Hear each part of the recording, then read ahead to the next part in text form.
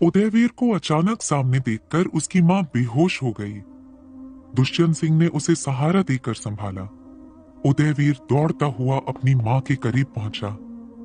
मां को संभालते वक्त दुष्यंत को उदयवीर का धक्का लग गया। अनायास दुष्यंत के मुंह से बात निकल गई। तुम अभी तक जिंदा हो? उदयवीर ने दुष्यंत की तरफ देखकर अचरज भाव से कहा। आप कहना क्या चाहते हैं चाचा जी? दुष्यंत ने बात को संभालते हुए हड़बड़ाकर कहा। कुछ नहीं, चलो दिव्यानी को अंदर वाले कमरे में ले जाओ, मैं ये भीड़ हटाता हूं। उदयवीर अपनी मां को अंदर वाले कमरे में ले जाता है। तब तक दुष्यंत ने बाहर जमा भीड़ को अपने अपने घर वापस भेज दिया। उदयवीर ने मां को 2 घूंट पानी पिलाया और उसके मुंह पर पानी के छींटे मारकर उसे होश में लाने की कोशिश करने लगा। मां, होश में आओ मां। धीरे धीरे दिव्यानी होश में आ गई। उदयवीर को सही सलामत देखकर दिव्यानी फूली नहीं समा रही थी। उसने झट से उदयवीर को गले से लगा लिया और बस काफी देर तक उसे अपने सीने से लगाए रखा। फिर उसके चेहरे को अपने हाथों में भरते हुए दिव्यानी ने नम आंखों के साथ कहा, तुम ठीक तो हो बेटा? तुम नहीं जानते तुम्हें सही सलामत देखकर मुझे कितनी खुशी हो रही है। भगवान का लाख लाख शुक्र है कि तुम जिंदा हो।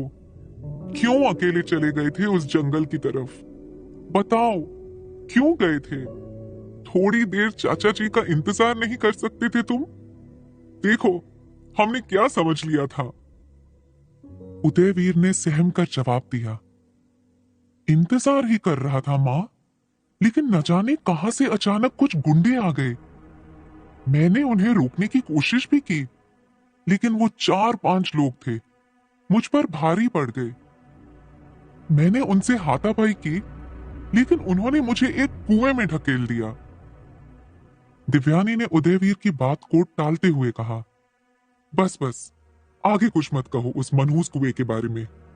मुझे दुख है तुम्हें आते ही उस कुएं का सामना करना पड़ा, लेकिन बेटा, किसी गांव वाले ने देखा था तुम्हें उस कुएं में गिरते हुए। वो बोला, रात को उस कुएं के पास कोई शहरी कपड़े पहने लड़का देखा उसने, जिसके पास एक बैग था। उसी ने हमें खबर दी कि तुम कुएं में गिर गए, लेकिन कैसे ये नहीं बता पाया वो। जब सुबह हमने पता करवाया तो तुम्हारी निशानी के तौर पर तुम्हारे जूते मिले, तो हम समझ गए कि तुम अब नहीं रहे बेटा। लेकिन उसने ये गुंडों वाली बात नहीं बताई थी। उदयवीर ये जानकर हैरान रह गया कि किसी गांव वाले ने उसे जंगल में देखा था। उसने हैरानी जताते हुए पूछा, कौन है वो? किसने देखा था मुझे? उदयवीर की मां ने बताया, है कोई, छोड़ो उस बात को। खुशी की बात तो ये है कि तुम उस कुएं से सही सलामत निकल आए। मैं नहीं जानती कि यह चमत्कार कैसे हुआ, बस भगवान का शुक्र है कि तुम जिंदा हो। उदयवीर अपनी बात पूरी कर पाता इससे पहले दुष्यंत सिंह कमरे में आ गए। दिव्यानी थोड़ा संवर कर बैठ गई। उदयवीर भी अदब दिखाते हुए उठ खड़ा हुआ। दुष्यंत ने अपनी भारी भरकम आवाज में कहा, ये खुशी की बात है कि तुम जिंदा हो। हमें तो बुरी खबर मिली थी, इसलिए तुम्हारी मां भी तुम्हें देखकर बेहोश हो गई। खैर, वो सब रहने दो। जाओ अपने कमरे में जाकर हाथ मुंह धो लो, खाना खा लो और आराम करो। काफी थके हुए लग रहे हो, शाम को बात करेंगे। उदयवीर ने सहमति जताते हुए कहा, जी चाचा जी। उदयवीर उस कमरे से बाहर आया तो एक नौकर तैयार खड़ा था। वो उदयवीर को कमरा दिखाने चल पड़ा। उदयवीर ने उससे पूछा, नाम क्या है तुम्हारा? उस नौकर ने अदब के साथ जवाब दिया, जी भोला मालिक। उदयवीर ने आश्चर्य के साथ कहा, भोला मालिक? ये कौन सा नाम हुआ? तुम्हारे नाम में मालिक है? भोला मुस्कुराते हुए बोला, नहीं नहीं, मालिक तो आप हैं। मैंने कहा मेरा नाम भोला है मालिक। उदयवीर ने आगे कहा, भोला ये बताओ, जब मैं माँ से बात कर रहा था तब तुम किसी न किसी बहाने अंदर बाहर करके ताका झाकी कर रहे थे। मुझे तिरछी नजर से क्यों देख रहे थे तुम? भोला डर गया। डर के मारे उसके शब्द नहीं फूट रहे थे। वो मालिक, मैंने कुछ नहीं मालिक, बस ऐसे ही। उदयवीर ने भारी आवाज में कहा। क्या बात है, साफ साफ बताओ, इतना डर क्यों रहे हो? तब तक कमरा आ चुका था। कमरे के अंदर जाते हुए भोला ने बताया, वो मालिक, आप उस भूतिया कुएं से जिंदा वापस लौट आए ना, इसीलिए मैं आपको तिरछी नजर से देख रहा था। भूतिया कुएं शब्द सुनकर उदयवीर को उस रेलवे स्टेशन वाले बाबा की याद आ गई। वो भी कुएं को भूतिया बता रहा था। लेकिन आश्चर्य की बात यह थी कि कुएं में गिरने के बाद उदयवीर के साथ क्या हुआ था, ये उसे कुछ भी याद नहीं रहा। उसे बस एक धुंधली सी याद थी कि उस कुएं की तरफ वापस जाना है। उदयवीर ने जानकारी लेने की कोशिश करते हुए भोला से पूछा, ऐसी क्या बात है उस कुएं में कि सब उस कुएं से इतना डरते हैं? बताओ मुझे, तुम क्यों डरते हो उस कुएं से? भोला ने करीब आते हुए कहा, इतने सालों से इस परिवार की सेवा में हूं और अपनी आंखों के सामने इसे भूतिया बनते देखा, लेकिन कभी ऐसा नहीं देखा जो उसके करीब जाकर बच पाए। बस ये समझ लीजिए मालिक, वो भूतिया कुआं है। जो भी अमावस्या की रात में उस कुएं के करीब जाता है वो कभी लौटकर नहीं आता। कल की रात अमावस्या की रात थी मालिक, और फिर भी आप जिंदा लौट आए। ये तो परमेश्वर की कृपा है मालिक। उदयवीर ने हल्के से हंसकर भोला का मजाक उड़ाते हुए कहा, अच्छा, किसका भूत है वहां पे, तुमने देखा है क्या? भोला ने गंभीरता से बोला, मजाक मत कीजिए मालिक, आप शहर से पढ़ लिख कर आए हो, इसीलिए आप मेरी बात का यकीन नहीं करोगे, लेकिन पूरा गांव इस सच्चाई को जानता है। उस कुएं में भूत रहते हैं। एक भूत नहीं, कई सारे भूत। आप यकीन करो या ना करो, लेकिन सच तो यही है मालिक। अच्छा, आप आराम कीजिए, मैं चलता हूं। भोला उठकर जाने को हुआ, लेकिन उदयवीर के मन में उस कुएं को लेकर उत्सुकता बढ़ गई। वो कुएं की जानकारी लेना चाहता था। उसने भोला को रोकते हुए कहा, रुको, ये आधी अधूरी बात बताकर कहां जा रहे हो? आओ बैठो यहां, अब बताओ पूरी बात। भोला वापस अपनी जगह आकर बैठकर बोला, पूछो मालिक, क्या जानना चाहते हैं आप? उदयवीर ने उत्सुकता से कहा, जो कुछ जानते हो सब बताओ। भोला ने एक गहरी सांस लेकर कहा, मालिक, उस कुएं में कुछ भूतों का डेरा है। वो हर अमावस की रात को कुएं में शोर करते हैं। उस कुएं से आवाजें साफ सुनाई देती हैं। वो भूत कुछ कहते हैं, लेकिन क्या कहते हैं कोई समझ नहीं पाता। ये बात सच है मालिक कि आज तक जो भी उस कुएं के पास अमावस्या की रात को गया है, जिंदा लौटकर नहीं आया, सिर्फ आपको छोड़कर। मेरा एक दोस्त था जो लकड़हारा था। एक दिन जंगल में लकड़ियां तोड़ते हुए उसे देर हो गई। जंगल से वापस लौटते वक्त रास्ते में वो कुआं पड़ता है। मेरे दोस्त ने अपनी आंखों से साफ साफ देखा कि एक भूत कुएं के किनारे किनारे चक्कर लगा रहा था। उसके चबूतरे पर चल रहा था और चीख रहा था। मेरा दोस्त लकड़ियां वहीं फेंककर भाग आया। आने के बाद उसने गांव वालों को सारी बात बताई, लेकिन अफसोस, उस भूत ने मेरे दोस्त को जकड़ लिया और अगले ही दिन उसकी मौत हो गई। ये है उस कुएं की कहानी। उदयवीर ने आश्चर्य जताते हुए कहा, कैसी आवाजें आती हैं वहां से? क्या कहता है वो भूत? किसका भूत है वो, और क्या चाहता है वो भूत? भोला ने छुपाते हुए कहा, ये बात मुझसे ना पूछो मालिक, चाहे तो बड़ी मालकिन से पूछ लो, मैं चलता हूँ। भोला उठकर चला जाता है। उदयवीर उसे रोकने की कोशिश करता है। भोला, बताओ ना भोला, किसका भूत है वहां पर? लेकिन भोला उदयवीर की एक नहीं सुनता। वो दिव्यानी से पूछने को कहकर चला जाता है। उदयवीर सोच में पड़ जाता है कि भोला ने ऐसा क्यों कहा होगा। मां से पूछने को क्यों कहा? भोला ने खुद क्यों नहीं बताया? उदयवीर चाहकर भी उस कुएं का ख्याल दिल से निकाल नहीं पा रहा था। उसे धुंधली सी याद थी कि उसे भी कुएं में कुछ चीख पुकार की आवाज आई थी, लेकिन आगे की कुछ बात याद नहीं थी। उसे याद थी तो बस एक बात, कि जैसे तैसे उसे अगली अमावस्या की रात उस कुएं के पास जाना है। उदयवीर खुद समझ नहीं पा रहा था कि उसे क्यों वहां जाना है। अगर दिव्यानी से इसके बारे में कुछ पूछा जाए तो वो नहीं बताएगी। वो पहले से ही उस कुएं के वाकया से इतना डरी हुई थी कि वो डर के मारे बेहोश हो गई थी। उदयवीर ने आराम करना चाहा, लेकिन कुएं की बात उसके मन से नहीं जा रही थी। उदयवीर उठकर गांव में सैर सपाटे के लिए निकल पड़ा। खुली हवा में उसे बेहतर महसूस हो रहा था।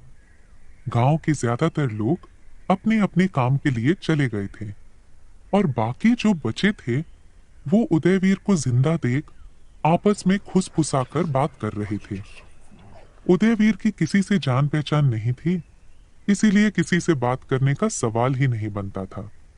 वो बस खुली हवा में सांस लेने निकल पड़ा। गांव के माहौल से अनजान उदयवीर धीरे धीरे आगे बढ़ रहा था कि तभी उदयवीर ने ध्यान दिया कि एक आदमी लगातार उसका पीछा कर रहा है जब से वो घर से निकला है। उसे ऐसा लगा जैसे ये आदमी उस पर नजर रखे हुए है। इस वक्त भी वो आदमी उदयवीर के सामने वाली दुकान पर खड़ा होकर उदयवीर को ही घूर रहा था। उदयवीर उसकी तरफ बढ़ा तो वो आदमी हड़बड़ाकर वहां से निकलने लगा। हड़बड़ी में वो उदयवीर से टकरा गया। उदयवीर ने जब उसका चेहरा देखा तो हैरान रह गया। उस आदमी का चेहरा उसको जाना पहचाना लग रहा था। उदयवीर ने दिमाग पर जोर देकर याद करने की कोशिश की। तब उसे धुंधला सा याद आया कि ये आदमी तो वही लगता है जो कल रात उन गुंडों के साथ था जिन्होंने उदयवीर को कुएं में फेंक दिया था। वो आदमी शायद कुएं के पास था। उस वक्त उदयवीर के सिर पर चोट लगी हुई थी, लेकिन खुलती बंद होती आंखों में उस आदमी की तस्वीर उसकी आंखों में छप चुकी थी। जब उदय ने पलटकर उसको देखा तो वो ऐसे बन गया जैसे वो उदय को जानता ही नहीं हो। उदय उस आदमी के पास गया और उसके मुंह से अनायास ही निकल गया, तुम तो कल रात को वहां कुएं के पास थे ना?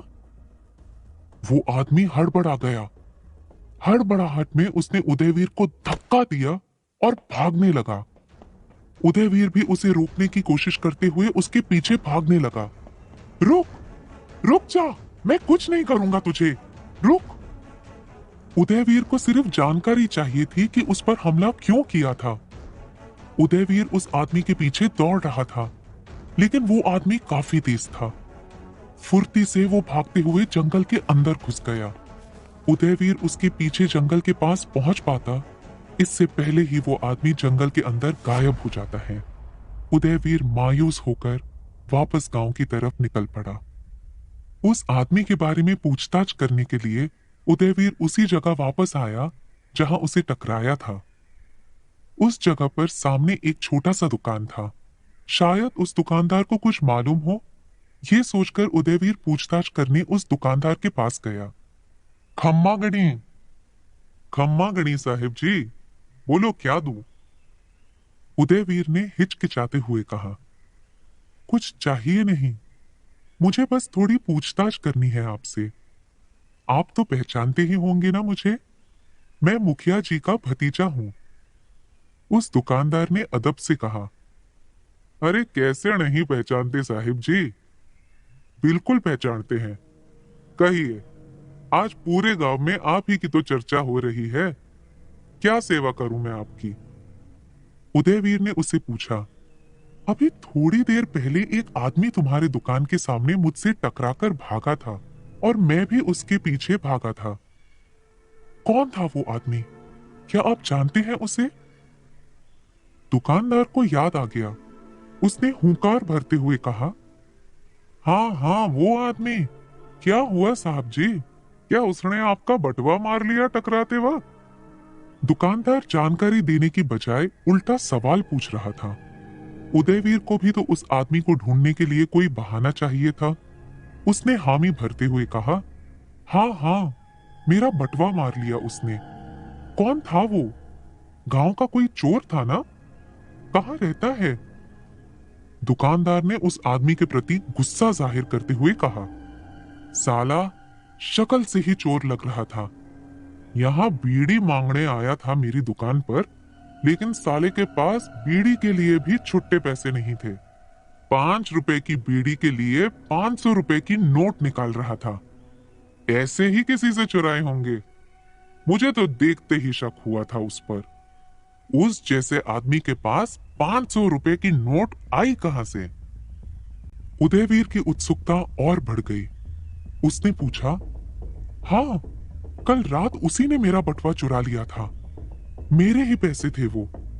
उस आदमी का घर कहाँ है बता दोगे तो बड़ी मेहरबानी होगी। लेकिन दुकानदार ने निराशाजनक स्वर में कहा, नहीं साहब जी, उसका घर यहाँ नहीं है। वो इस गांव का नहीं है। न जाने कहां से आया था। मैं नहीं जानता। चोर अपने गांव में थोड़ी ना चोरी करते हैं। उदयवीर के हाथ फिर एक बार निराशा लगी। तभी उस दुकान पर चावल खरीदने एक लड़की आई। ताऊ, 1 किलो चावल दे दो, पैसे खाते में लिख लेना। दुकानदार चावल थैली में भरने के लिए दुकान के अंदर गया। तब उदयवीर ने उस लड़की की तरफ देखा। उस लड़की ने भी एक नजर उदयवीर को देखा। उदयवीर को देखते ही वो लड़की चावल लेना छोड़कर दुकान से भाग खड़ी हुई। उदयवीर ने उसे आवाज देकर रोकने की कोशिश की। सुनिए! उस लड़की ने बस एक बार पीछे मुड़कर उदयवीर की तरफ देखा और भाग गई। तब तक दुकान के अंदर से चावल की थैली भरकर दुकानदार आ गया। उदयवीर ने एक नजर दुकानदार को देखा। अब अगर इसे बताया जाए कि वो लड़की भी भाग गई तो दुकानदार उसी पर शक करने लगेगा। ये सोचकर उदयवीर दुकानदार से विदा लेकर घर की तरफ निकल पड़ा। वो लड़की और कोई नहीं बल्कि वही स्टेशन पर फल बेचने वाली लड़की थी जिसने बीती रात उदयवीर की जान बचाई थी। बीती रात की तरह वो आज भी बिना कुछ बोले उदयवीर को देखकर ही भाग गई। लेकिन अनजाने में उस लड़की की याद से उदयवीर की ओठों पर मुस्कान छा गई। कुछ पल के लिए वो सारी टेंशन भुला बैठा और मुस्कुराते हुए घर वापस आ गया। रात को खाना खाते वक्त उदयवीर ने दुष्यंत को बताया, चाचा जी, मुझ पर हमला करने वाले एक गुंडे को मैंने आज गांव में देखा। वो बात सुनते ही दुष्यंत के चेहरे की हवाइयां उड़ गई। उसने हैरानी से पूछा, क्या? कौन था वो? क्या कहा उसने? उदयवीर ने खुलासा करते हुए कहा, नहीं, मैं उसे पकड़ नहीं पाया, भाग गया। दुष्यंत ने बात को संभालते हुए कहा, कोई बात नहीं, मेरे आदमी उनका पता लगा लेंगे। तुम खाना खाओ और आराम करो, सुबह बात करते हैं। बस इतनी ही बात हो पाई उदयवीर की अपने चाचा से। उदयवीर अपने चाचा की बहुत रिस्पेक्ट करता था। उदयवीर की पिता की मौत के बाद उसके चाचा ने ही परिवार का पूरा जिम्मा उठाया था। खाना खाने के बाद उदयवीर जानबूझकर भोला को अपने साथ गपशप करने के बहाने से कमरे में ले आया था। कुछ इधर उधर की बातें करके उदयवीर ने भोला से अपने मन का सवाल पूछना शुरू कर दिया। तो तुमने बताया नहीं भोला, उस कुएं में किसका भूत रहता है? भोला सकपका गया, फिर भी हाथ जोड़कर विनती करते हुए बोला, क्यों गरीब के कान खींच रहे हो मालिक? उस कुएं के भूत के बारे में अगर मैं कुछ कहूंगा तो आप नाराज हो जाओगे। उदयवीर ने भोला को भरोसा दिलाते हुए कहा, नहीं नाराज होऊंगा, वादा है, बताओ अब। भोला ने लड़खड़ाती जुबान में बताया, उस कुएं में मालिक, बड़े मालिक यानी आपके पिता महेंद्र सिंह जी का भूत रहता है। अपने पिता का नाम सुनकर अनायास उदयवीर की आंखों में गुस्सा छलक उठा, लेकिन जैसे तैसे खुद पर काबू रखकर उसने भोला को जाने के लिए कह दिया। भोला के जाने के बाद भी उदयवीर उस कुएं को भुला नहीं पा रहा था। हर पल उस कुएं और कुएं के भूत की बात उसे सताने लगी। उसे बस इतना याद था कि उस कुएं के पास दोबारा जाना है। उदयवीर ने सोचा कि अगर जाना ही है तो इंतजार क्यों किया जाए, क्यों ना अभी चला जाऊं। ये ही सोचकर उदयवीर चुपके से घर के बाहर निकला और जंगल की तरफ बढ़ चला। क्या इस बार उदयवीर उस कुएं से जिंदा बचकर वापस आ पाएगा?